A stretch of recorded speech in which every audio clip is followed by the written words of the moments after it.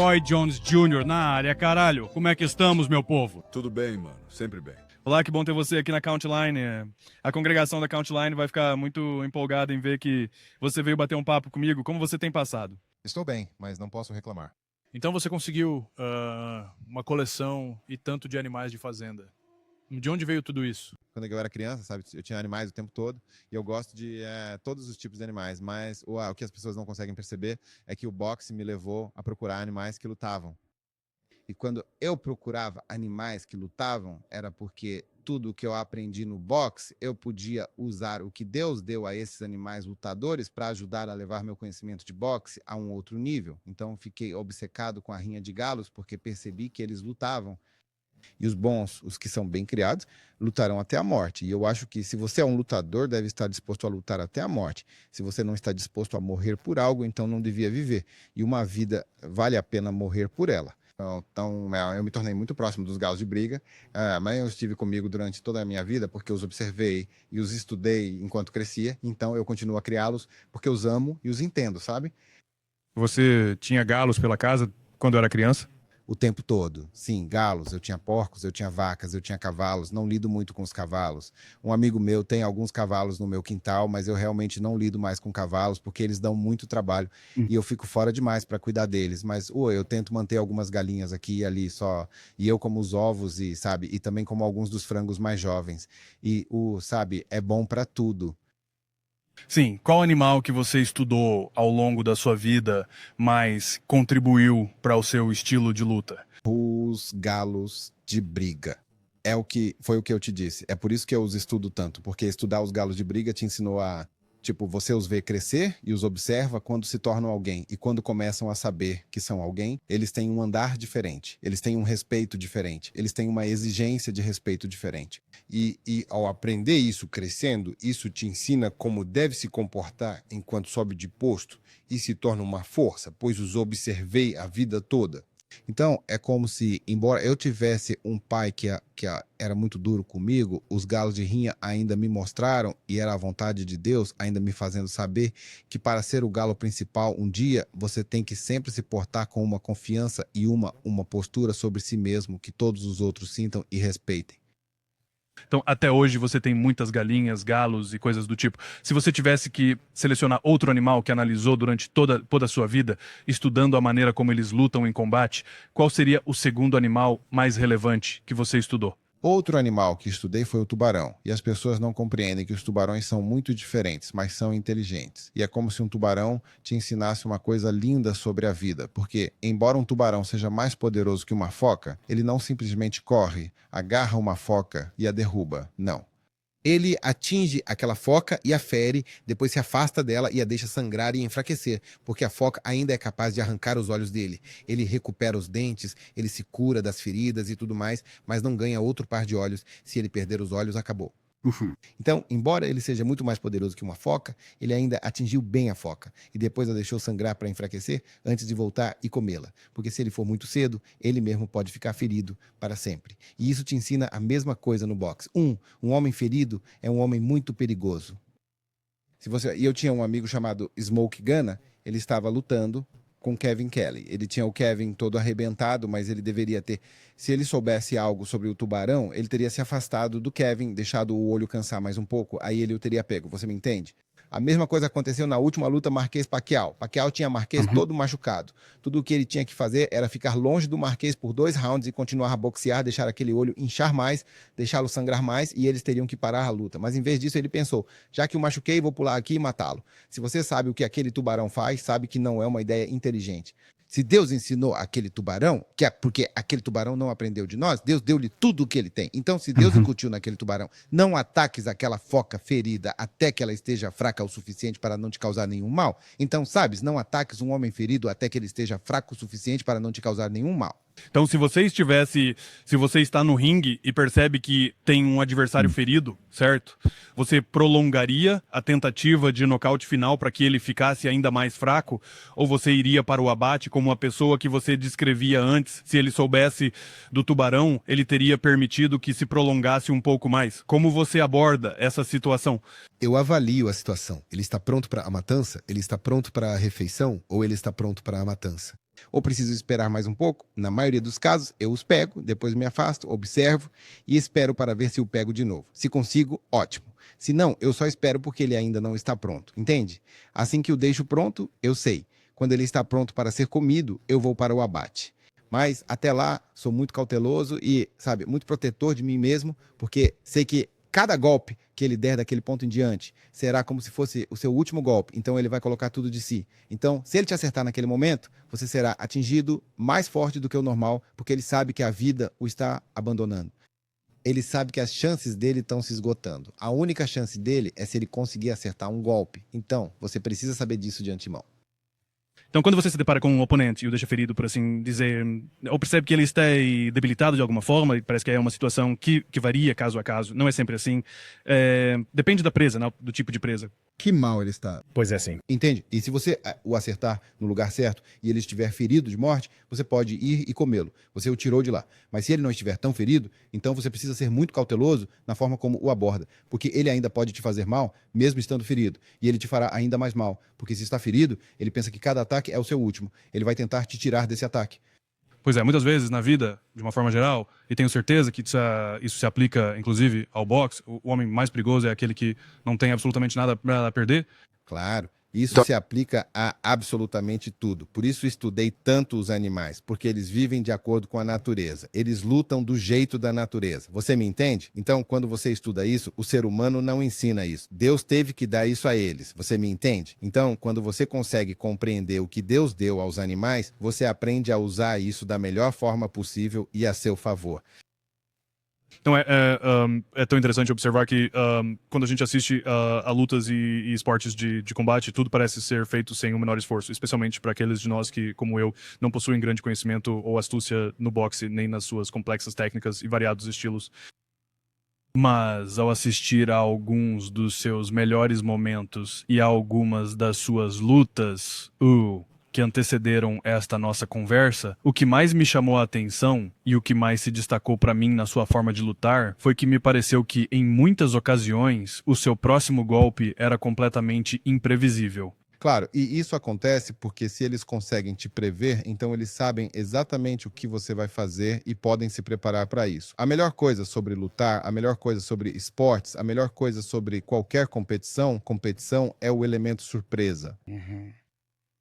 Se você consegue surpreender alguém, você atira de jogo porque não está pronta para isso. Se não consegue surpreendê-los, eles estão prontos e você não fará muito. Mas se você consegue surpreendê-los, é por isso que os times fazem blitz. Eles tentam pegar o time despreparado para isso e então fazem a blitz. Se você os choca, a blitz vai funcionar porque você os pega despreparados. O elemento surpresa. Se você conseguir pegá-los de surpresa com algo que eles não estão esperando, você provavelmente consegue tirá-los de combate. Sim, era bem evidente que isso está no seu estilo. Você os atinge com o famoso gancho da esquerda, mas aí você pegava com a direita. Não sabem o que vem. Desconhecem. Eles pensam que é isso, eu os preparo para isso, faço-os pensar que sim, mas não é. É só um prelúdio para te fazer relaxar, porque você sobreviveu ao gancho. Não, é um direto, um overhand, um uppercut, outro gancho, muita coisa vem depois, e essa é a única coisa que tenho dificuldade em ensinar aos meus lutadores. Não podes dar o golpe final com o que ele espera. É sempre o que ele não espera. O que ele não espera geralmente vem logo 1, 2 ou 3 socos depois do que ele espera. Então ele vai relaxar. Se o pegar relaxado, você tem mais chance de tirá-lo. Se eu fosse entrar na academia e dissesse, Roy Jones Jr., estou aqui para lutar. Nunca lutei na minha vida, mas quero que me treine.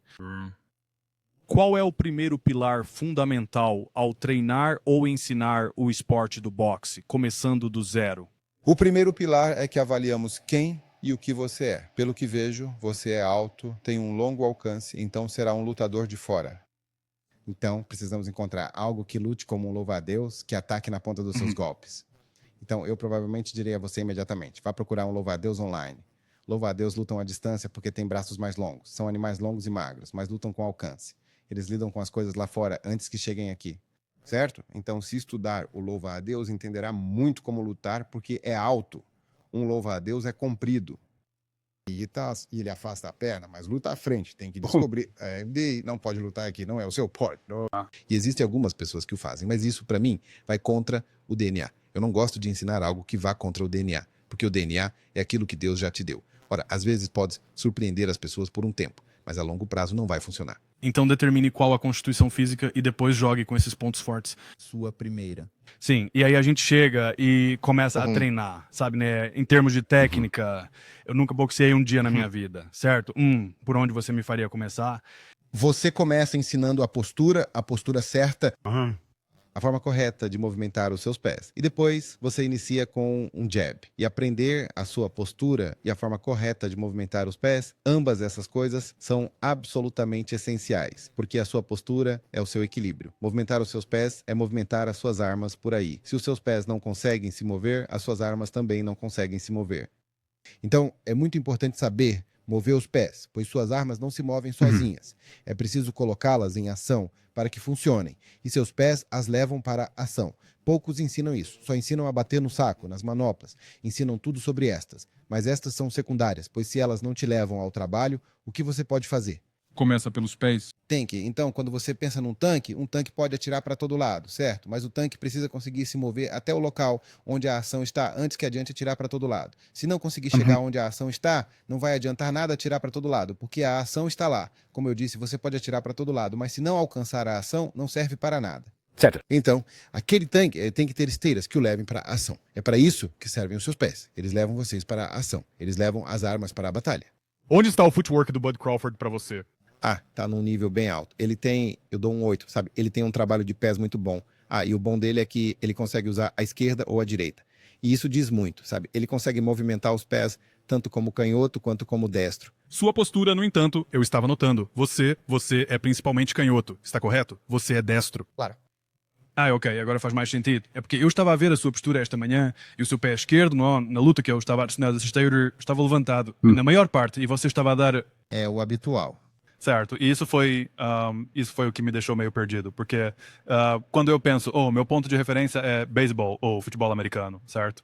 Um arremessador destro pisa com o pé esquerdo. Exato. Ou um lutador destro avança o pé esquerdo. Sim, O mesmo. Sim, e eu vi, mas eu te vi dando o gancho de esquerda. Tive que aceitar o gancho de esquerda, pois minha direita doía muito como amador. É isso. E você usa seu jab muito mais tentando se endireitar. Então minha esquerda ficou mais forte. Então eu tinha que depender da minha esquerda para ter força, porque meus nós dos dedos doíam muito na minha direita. Então minha esquerda se tornou não apenas minha ferramenta útil, mas também minha ferramenta de poder. Então agora minha mão esquerda é provavelmente mais dominante que a minha direita. Nossa, então quer dizer que você... Na arena. Necessidade. O que é? A necessidade é a mãe da invenção? Certo. Então você teve que se afastar de... Ou você teve que fortalecer o que não era seu? Mão fraca. Mão principal, sim. É isso mesmo. Fortaleci minha dominante. Minha mão fraca para ficar tão forte quanto a dominante. Em que ponto da sua carreira você teve que se apoiar no começar a usar a mão esquerda? Quando eu tinha uns 14 anos de idade, eu me machuquei numa sessão de sparring uma vez e ficou doendo a partir daquele momento até eu chegar aos, uns 22, 23 anos. Bem, talvez uns 24 anos de idade. Machuquei. Bati num cara e pegou na minha junta. Não conseguia ir mais que isso e ficou assim por anos. E se eu levasse uma pancada assim, eu tinha que baixá-la. Não podia deixar você tocar. Se você pegasse na minha mão, se eu te batesse com um soco e me fizesse isso, eu teria levado uma contagem de 8. Foi assim que doeu tanto, sim. E permaneceu assim por anos. Eu venci as Olimpíadas desse jeito. Conquistei meu primeiro título mundial desse jeito. Eu até derrotei James Toney desse jeito. Em 89, sua junta estava assim? Sim, com certeza. Com certeza. Quando foi a Coreia do Sul? Sim. 88. É claro que sim. Mas é claro que sim. O que aconteceu lá? Compraram os juízes. Os juízes me roubaram. Simples assim. Simples assim. Eles tinham uma vendetta, uma vendetta contra a equipe dos Estados Unidos por algo nas Olimpíadas de 1984 que foram... Nem era contigo. Sim, que estavam em Los Angeles. E eu ainda hoje não sei exatamente o que era, mas o objetivo deles era nos pegar de volta e eu me tornei a vítima. Mas Deus sabia em quem colocar isso, porque eu era o mais novo da equipe, mas Deus sabia o que aquilo faria comigo, porque eu fui criado bem aqui em Pensacola, Flórida, certo? Nós costumávamos ir a um lugar chamado Saraland, Alabama. Em Saraland eles usavam verde e branco. Se aquele branco não estivesse vermelho no final daquela luta e ele não parecesse quase morto, você perdeu. Não me importa o quão mal você o espancou. Se aquele branco não estivesse vermelho e ele parecesse quase morto, você perdeu. Isso me ensinou a lidar com essa controvérsia desde cedo. E Deus sabia. É como se as pessoas não entendessem o quão fortes e poderosas são as palavras de Deus. Deus vai te preparar para o que está por vir. Saraland, Alabama, me preparou para Seul, Coreia, porque em Saraland, se você não o deixasse quase morto, você perdia, não importa o quão mal você o espancasse. Se você não o matou por pouco e ele era de Saraland, você perdeu. A sua fé em Deus sempre foi assim tão forte e tão devota? Sim, acho que meio que me cativou por volta dos 10 anos. Sabe, quando fiz uns 10, comecei a perceber, e eu já sabia, mas quando fiz 10, se concretizou ainda mais. Porque aos 10 anos, quando comecei a boxear, tínhamos um peso pesado chamado Ox, Roy Clark. Roy Clark conseguia golpear o saco de pancadas e arrebentá-lo ali mesmo. Ele era um pugilista de uma força impressionante. Bem, um dia, algumas testemunhas de Jeová vieram à nossa casa e meu pai as deixou falar com todos nós. E para minha surpresa, Roy Clark, o boy, era o único que não acreditava em Deus. E fiquei chocado, pois nunca ouvira falar de alguém que não cresce em Deus. Então eles partiram, nós continuamos, naquele fim de semana, fomos para os Sunshine State Games. Nos jogos Sunshine State, estávamos todos com medo, pois é uma competição.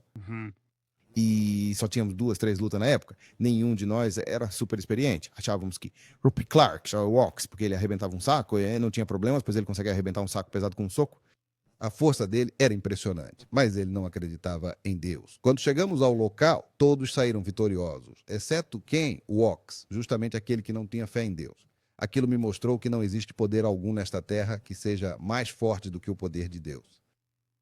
Você me entende? E a partir daquele ponto, isso apenas fortaleceu minha fé, porque eu já acreditava, mas isso só fortaleceu minha fé e meu conhecimento de quem Deus era. Roy Jones Jr. poderia viver em qualquer lugar do mundo, onde ele quisesse. Por que voltar para onde você foi criado? Porque, quando eu era criança, várias e várias vezes na minha vida, as pessoas me diziam: você não vai conseguir absolutamente nada sendo de Pensacola, Flórida. É uma cidade muito pequena. Eu queria provar para as pessoas que não se trata de onde você está, mas sim do que você realmente acredita. Se você acredita em Deus em primeiro lugar e depois acredita em si mesmo, então nada é impossível.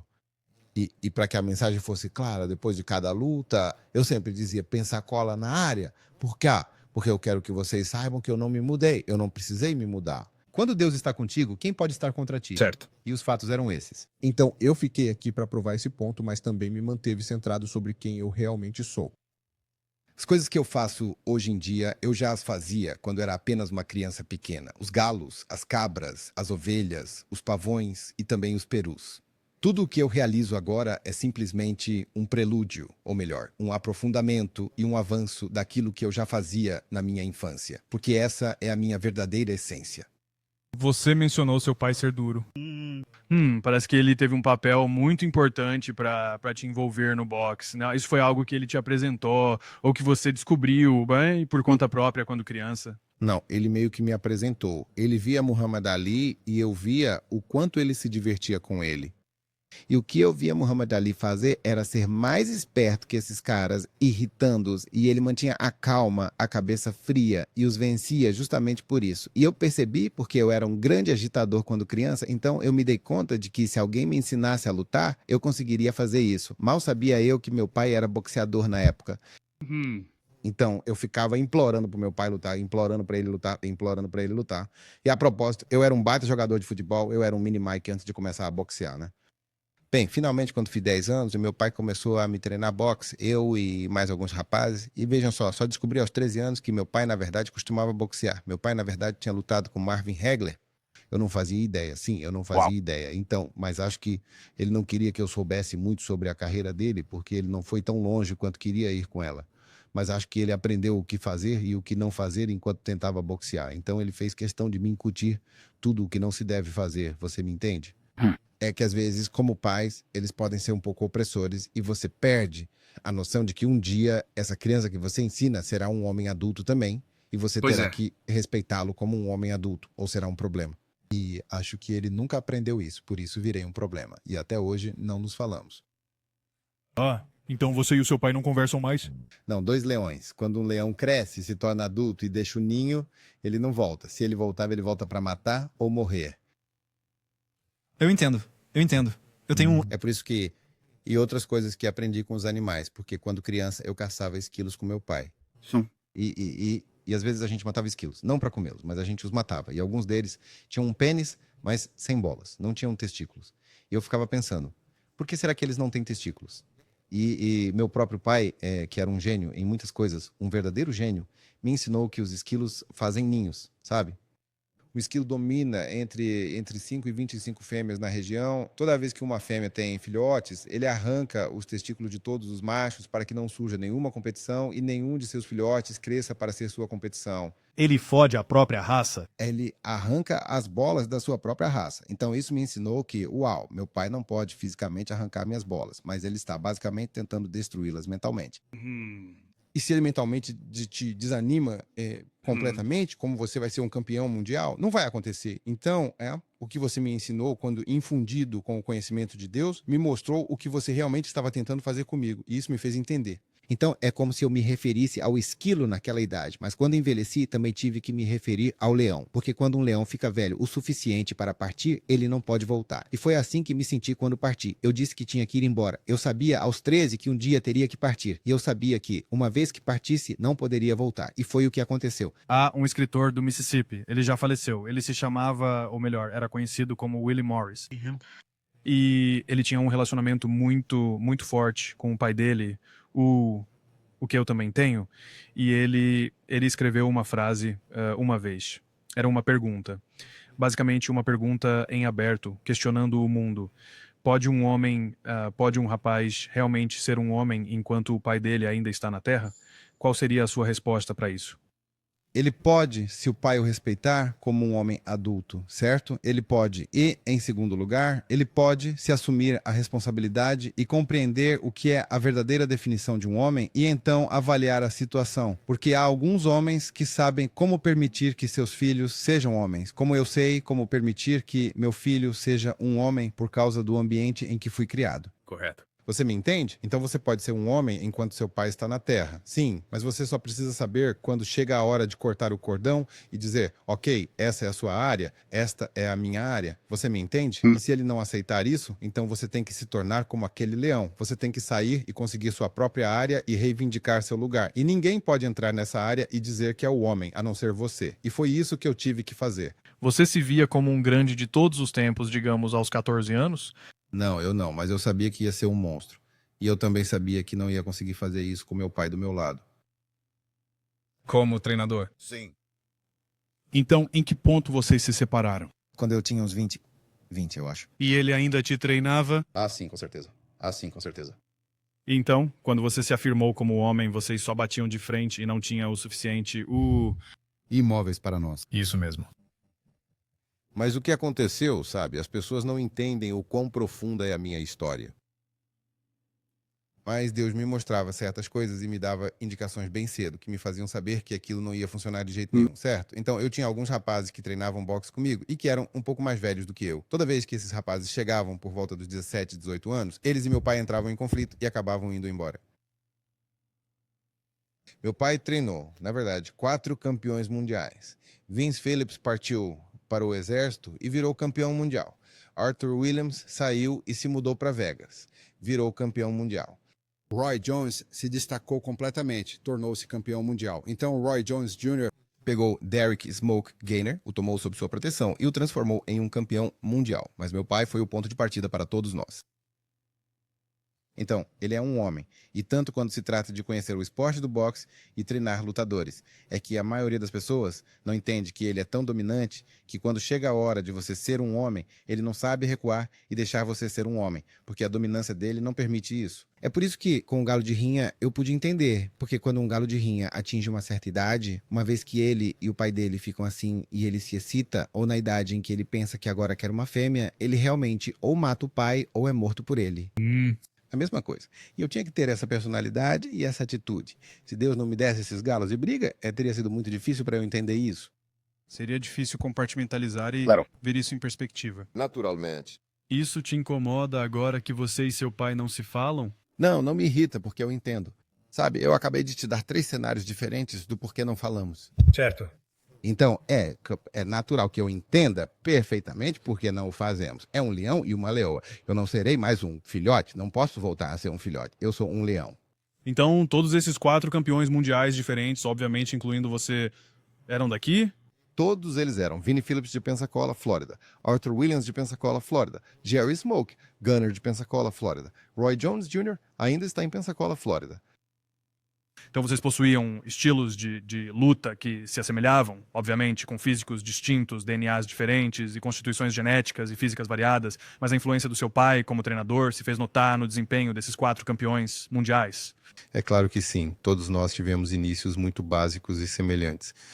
Você poderia construir qualquer coisa a partir dos nossos fundamentos. Vinnie Phillips construiu um direto de direita a partir dos fundamentos, e esse direto de direita o levou à vitória. Vinnie Phillips foi a primeira pessoa a vencer um dos melhores lutadores russos de todos os tempos, Kostiachil. Bem, ele venceu Kostiachil na categoria de 140 libras. Ele foi uma das primeiras pessoas a vencer. Ele foi a primeira pessoa a vencer Kostya como profissional.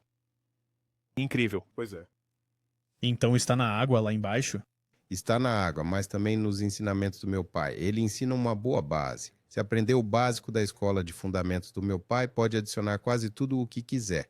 E é isso que as pessoas não entendem. É incrível que seu pai lutou com Marvin Hagler.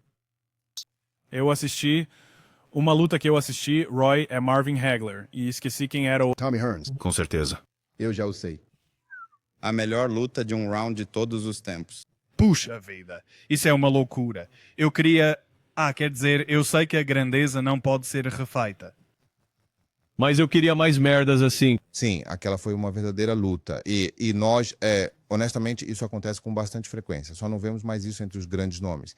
E a razão pela qual não vemos mais isso entre os grandes nomes é porque muitos dos principais nomes ficaram com medo de lutar uns contra os outros. Porque uma vez que você constrói sua carreira e sobe, se você perder, eles te jogam para o passado. Sim, você me entende? É como a queda de Tyrell Spencer. Ele se reergueu, chegou ao topo e enfrentou Terence Crawford, mas agora muitas pessoas não querem mais vê-lo lutar por causa do que lhe aconteceu no acidente de carro e de como ele se apresentou na luta, e não é realmente justo porque ele se saiu muito bem nas 2 lutas antes daquela, então não é seguro dizer que ele não deveria lutar mais, não sabemos isso ainda com certeza. Agora, se ele fosse e fizesse um exame cerebral, um exame neurológico, e não parecesse bom, talvez pudéssemos dizer que ele não deveria lutar mais. Mas até que ele faça isso, por que temos o direito de dizer que ele não pode lutar mais? Ele teve um acidente, sim. Ele sofreu muito. O acidente o desgastou, sim. Mas ele voltou e venceu 2 lutadores de elite depois disso. Então, porque ele perdeu para o melhor e, na verdade, encontrou o melhor lutador da atualidade, isso significa que ele não deveria lutar mais? Além daquele cenário específico, a televisão e o pay-per-view, a forma como tudo isso está estruturado e a maneira como está evoluindo, isso está contribuindo para que os lutadores de elite não se enfrentem com a mesma frequência de antes? Não, é muito... tem muito a ver com isso também, mas é tipo... Sabe, não quero culpar o Floyd, porque ele fez do jeito esperto que era o dele, mas quando ele fez assim, cara, todo mundo tentava ser esperto como ele, mas só ele podia fazer isso, só ele daria conta, nem todos dão conta, e todos acham que dão conta do que o Floyd deu. Não, não dá. Então eles tentam jogar pelo seguro e ficar invicto, mas isso funcionou pra ele, isso não serve pra todo mundo. Certo. Só ele conseguiria fazer isso, ninguém mais consegue fazer igual a ele. Você me entende? Porque o público simplesmente não vai aceitar isso. Ele recebeu uma permissão e tirou todo o proveito possível dessa permissão. Mas qualquer outra pessoa, isso não vai funcionar. É por isso que você não vê ninguém por aí realmente impondo respeito. Exceto pessoas como Tyson Fury, que foi lá e lutou com o Wilder 3 vezes. Canelo, que foi lá e enfrentou o Triple G 2 vezes. O Bivol, sabe? Enfrentou a todo. Se não lutar com todos, não terá mais esse tipo de respeito. Entende? Porque entenderam e o deixaram passar, mas não deixaram mais ninguém. Você acha que Deontay Wilder está tão afiado quanto poderia? Não, de jeito nenhum. Eu acho que o Wilder, se ele tivesse um pouco mais de técnica e não dependesse só daquela direita, ele seria um problema sério. Mas como ele foi criado assim, ele chegou tão longe só com aquela direita, é como se para ele fosse, se não está quebrado, por que consertar? Correto. Entende? Mas foi quebrado contra Tyson Fury, porque Tyson Fury percebeu. Só preciso me preocupar com a direita. Se eu superar a direita, eu venço, e foi o que aconteceu. Sim, Tyson, quer dizer, Deontay Wilder é um dos meus pugilistas favoritos para assistir de todos os tempos, principalmente porque eu tinha idade quando ele estava a lutar e a passar pelo seu auge. Ele ainda tem algo a dar? Claro que ele ainda tem algo. A última coisa que se perde é o poder. E ele é, definitivamente, um dos melhores pegadores de todos os tempos. São os pés a primeira coisa a ir? Não, as pernas. Não os pés, as pernas. Sim, as pernas são a primeira coisa a sair. A força é a última coisa a sair. Exato. Poder e o soco em si? Certo. Como você faz para afastar e você já passou por isso, né? Obviamente você avança na sua carreira e quando você começou a sentir que suas pernas estavam te abandonando? Quando eu desci do peso pesado de volta para o meio pesado, eu ganhei 25 quilos de massa muscular e depois perdi 25 quilos de massa muscular. E quando eu tirei aqueles 25 quilos de massa muscular, meu corpo nunca mais foi o mesmo. E eu venci a luta na raça pura. Eu venci o 12 da primeira vez na raça pura, porque eu não tinha energia. Sempre que você. Perdoe a minha ignorância sobre preparação e lutas de boxe, mas sempre que você marca uma data e você tem uma luta marcada, primeiro, quanto tempo falta? Você costuma saber disso? E depois, como é o treinamento antes da luta? A maioria das pessoas gosta de fazer 6 a 8 semanas de treino. Se você não está treinando nada, nesse meio tempo você deveria fazer 10 semanas. Mas se você já está treinando, você meio que age, como eu dizia, eu conseguia ficar pronto em 6 semanas. Alguns caras preferem 8 semanas, porque treinam, mas treinam leve. Eu treinava, jogava basquete, fazia tanta coisa que em 6 semanas eu estava pronto. Releague. Certo, certo. Então, as primeiras 2 semanas do meu campo de treino foi voltar ao hábito de fazer dieta, comer os alimentos certos e cortar a comida lixo. Então, nas primeiras 2 semanas, obviamente, o meu peso caiu provavelmente uns 8 a 10 quilos só de gordura, entende? Depois, nas 2 semanas seguintes, foquei-me em entrar em forma com sparring. E corri o tempo todo, mas entrar em forma para a luta com o sparring, porque comecei o sparring nas 2 primeiras semanas, mas nas 2 seguintes ficou bem intenso e mais do que se espera na hora da luta. As últimas 2 semanas você fez sparring, na semana anterior à última, tipo na semana 5, foi nossa última semana de sparring. E isso é só para ter certeza de que estou afiado e pronto com todos os meus movimentos sparring. E a 6ª semana é só sobre bater o peso e mantê-lo no auge. Mas, mais uma vez, eis o que as pessoas não entendem. Galos passam pelo mesmo processo. Quando você prepara um galo para uma luta, ele passa pelo mesmo processo que um boxeador. A diferença é que o dele é um processo de 3 semanas, o meu foi de 6. Mas aprendi muito preparando os galos, porque você vê um galo passar de um galo normal para um assassino afiado em questão de 3 semanas. E você aprende a importância de coisas como descanso, umidade, o tempo, velocidade.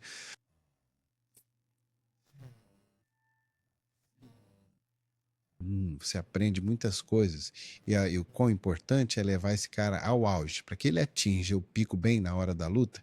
Você não quer que ele atinja o pico no dia anterior e ele definitivamente não pode atingir o pico no dia seguinte. Você quer que ele alcance o seu pico exatamente naquele momento. E aprendi demais ensinando os galos a conseguir isso, que eu aplicaria essas mesmas táticas em mim mesmo. Então, nesse período de 6 semanas, você tem que subir, e na 6ª semana você quer estar lá, bem na 6ª semana, para o dia da luta. No dia da luta, você tem que estar lá. Se estiver aqui, não vai vencer, ou vai ser uma luta. Se você estiver por aqui, vai ser ainda mais difícil. Mas se você conseguir chegar lá na 6ª semana, você terá algo de valor.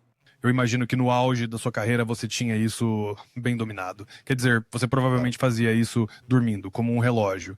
No meu sono, porque eu sabia o que fazer. Eu sabia como descansar. Eu sabia quando descansar. Eu sabia tudo, porque aprendi trabalhando com meus animais.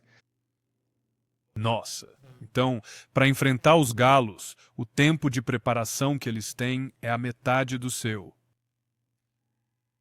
Você aprendeu algo com a intensidade com que eles se preparam e lutam, a mentalidade deles, sir?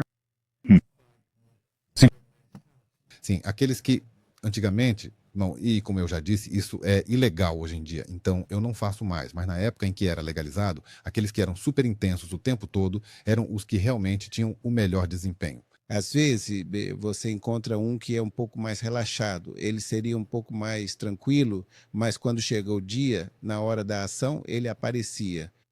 Você encontra alguns casos assim, mas as pessoas também são desse jeito. E às vezes você se depara com alguns que nunca parecem ter se acertado de verdade. Mas naquela noite, eles eram um animal completamente diferente. Então, e você tem pessoas assim também. Então, isso me ensinou a não esperar que todos os meus boxeadores pareçam iguais durante o processo de pico. Alguns podem parecer durões, mas talvez não sejam. Alguns parecem que não conseguem vencer, mas estão tentando ser os melhores de todos. Então você tem que saber que personalidades diferentes vão trazer coisas diferentes. Só porque ele não parece certo aqui, não importa. Você apenas o coloca no ponto, como deveria, e vê o que acontece na noite da luta. Ver a reação quando as luzes acendem. É o mais importante. Você assiste futebol universitário? Correto. Qual time? Eu não tenho um time. Eu geralmente apoio os caras locais. Se vejo caras locais, como quando o Emmett estava na Flórida, eu apoiava a Flórida. Quando o Brooks estava na Florida State, eu apoiava a Florida State. Quando o Trent Richardson estava no Alabama, eu apoio o Alabama. Minha filha estuda no Alabama agora, então eu meio que assisto o Alabama. Vai, Maré. E gosto do Nick Saban. Também gosto do Nick Saban. Eu também gosto do Deion Sanders, o que ele faz lá, no Colorado. Adoro o que ele está fazendo, porque ele está mostrando que não é sobre quem você é ou onde você está, é sobre a oportunidade. Se você tem a oportunidade, pode fazer tudo que qualquer outra pessoa pode, mas sem a oportunidade, não, você não pode. Sabe, o filho dele nunca teria tido essa oportunidade se ele não tivesse conseguido aquele emprego. Mas veja o que os filhos dele estão fazendo agora, os dois. Eles estão mostrando que são de primeira, vêm de uma linhagem de primeira. Olhe para o pai deles. Eles pertencem. Me entende? O pai deles jogou para alguns dos melhores técnicos do futebol universitário e da NFL. Como ele não pode saber, eles têm o DNA, pegaram dele. E ele tem o conhecimento porque aprendeu ao longo dos anos. Veja o que ele fez. Ele jogou para todo tipo de técnico. Ele mesmo é um hall da fama. Como ele não pode ensinar? Eu acho que o que ele está fazendo ao misturar sua extravagância, sua autoconfiança e seu estilo com a disciplina e a responsabilidade e a malícia do jogo, ele está proporcionando a essas crianças um ambiente muito, muito, muito fértil para o crescimento, a diversão, o aprendizado e a plena realização do seu potencial. E para não mencionar todas as grandes estrelas que ele está trazendo para o jogo. Ele está promovendo autoconfiança. Correto. Disciplina, uma forte ética de trabalho e o que você pode ser se você apenas acreditar em Deus e acreditar em si mesmo. É isso mesmo. Eu realmente acho que o Deion está incomodando algumas pessoas e eu, sinceramente, não entendo o porquê.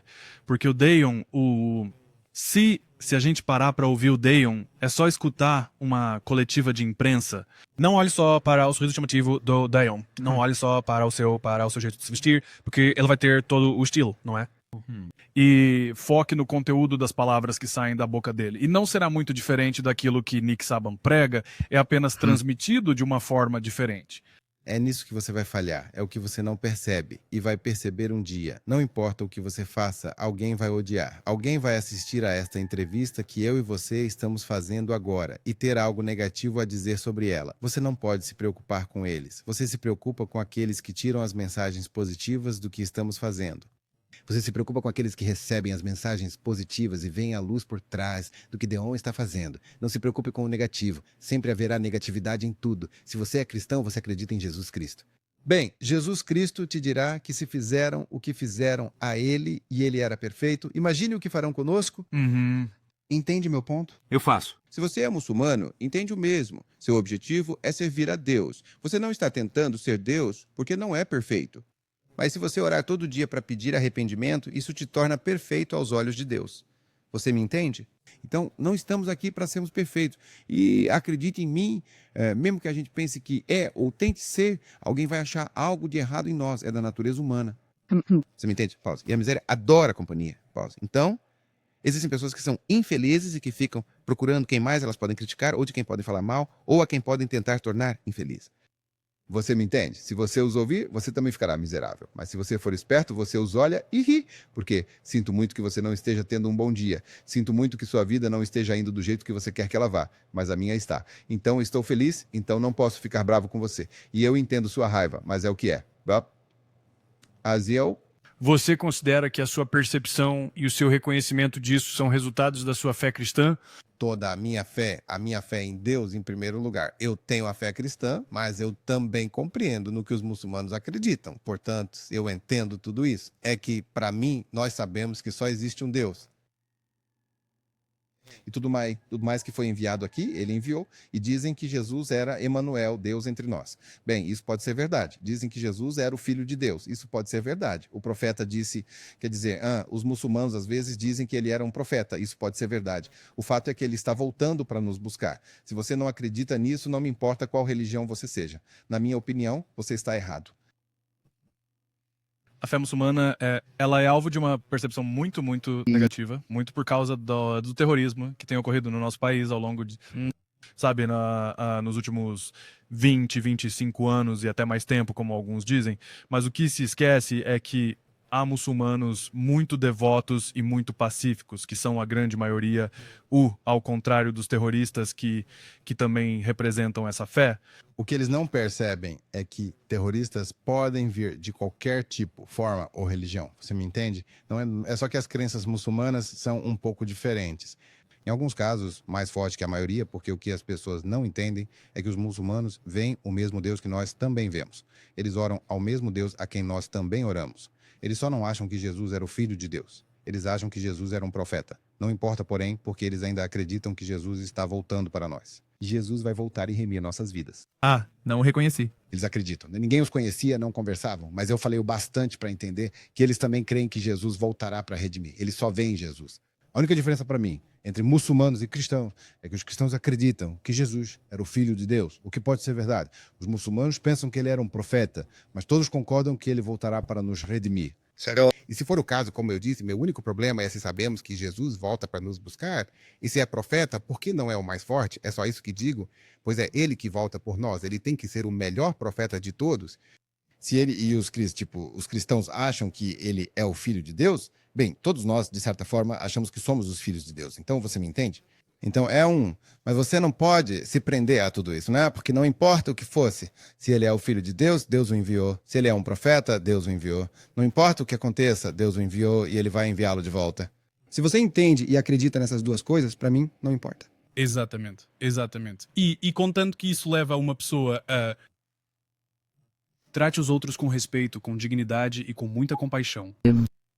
Não me importo se alguém acredita neste microfone aqui, mas se lhes permite e os incentiva a serem a melhor versão de si mesmos e a tratar as pessoas como gostariam de ser tratados, então está tudo tranquilo no pedaço. É isso que estou a tentar dizer. A única coisa com que tenho problema é algumas pessoas, quando lhes dás poder, tentam impor o que querem ou o que acreditam. É a única coisa com que tenho problema. Não me imponhas isso, mas pode fazer o que quiseres. Não me importa porque não te fiz, foi Deus. Tem que responder a ele, não a mim, mas não me imponha o que acha certo, porque isso não é justo. E se eu não achar certo, agora você está me fazendo bullying. E isso também não é justo, mas se é isso que você pensa, eu estou de boa. Pode pensar o que quiser. Eu estou bem. Você pode seguir a religião que bem entender.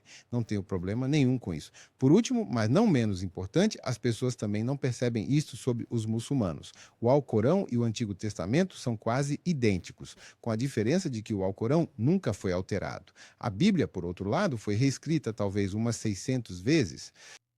É sério mesmo? Ao reescrever, você tem quase outra versão. Não resta dúvida. O Alcorão nunca foi reescrito. Então, qual é a real? Eles a chamam de religião mais antiga e verdadeira porque o Alcorão nunca foi reescrito. A Bíblia foi reescrita pelo menos 600 vezes. Quanto foi posto e quanto foi omitido? Sabemos que há também livros da Bíblia que foram omitidos de propósito. Não sabemos onde estão, não sabemos o que e o porquê, mas sabemos que alguns livros da Bíblia foram omitidos de propósito. Isso me desperta o interesse e me faz questionar. Isso nos faz questionar se você tem algum juízo. Sim. Você me entende? Isso deveria fazer todos questionarem. Porque, se estão dispostos a omitir partes da Bíblia. E se eu e você escrevemos um parágrafo, se eu escrever, você escrever e ele escrever, quando essa pessoa lê esses 3 parágrafos, ela vai ver os nossos 3 parágrafos de maneiras diferentes. Então, se eles tivessem que escrever, eles iriam escrever do jeito que eles veem. Você compreende o meu raciocínio? E se você relê isso 600 vezes, como pode ser o seu contexto original? Não pode ser, porque foi reescrito 600 vezes. Então, você preferiria acreditar em algo que foi reescrito 600 vezes? Ou você preferiria acreditar em algo que foi escrito apenas uma vez? É uma escolha difícil. Não foi uma escolha tão difícil assim, mas para mim, eu ainda fico no meio porque sinto que Deus só vai permitir que aconteça até certo ponto. E Ele vai nos guiar e nos mostrar o certo e o errado e nos dar em nossos corações todo dia. E o fato de os muçulmanos orarem 5 vezes ao dia, eu gosto disso também, porque isso significa que todo dia, não importa se vão à igreja ou não, eles ainda estão orando a Deus 5 vezes ao dia. Você me entende? Então, se você se mantiver tão próximo de Deus, ele precisa se comunicar com você, com certeza. E se você tem um relacionamento com Deus, você simplesmente sabe. É como, por exemplo, há apenas 2 semanas eu viajei para Marrakech, lá no Marrocos. Não Marrocos, né? É Marrocos, né? Algo me dizia lá para não pegar um avião e ir. Quando cheguei lá, eu disse às pessoas que me levaram lá, eu falei, escutem, estou aqui por vocês, mas aviso que esta é a última vez que faço isso porque Deus me dizia para não vir nesta viagem. Eles perguntaram, como assim? Eu falei, é que tinha muita coisa acontecendo, muita coisa rolando. Toda vez que isso acontece, para mim, é uma indicação de que Deus não quer que eu venha para cá. No dia em que eu saí, um terremoto atingiu e matou mais de 2.000 pessoas exatamente lá no Marrocos, onde eu estava. Isso não é Deus falando com você? Você me entende? Você compreende isso? É assim que é real.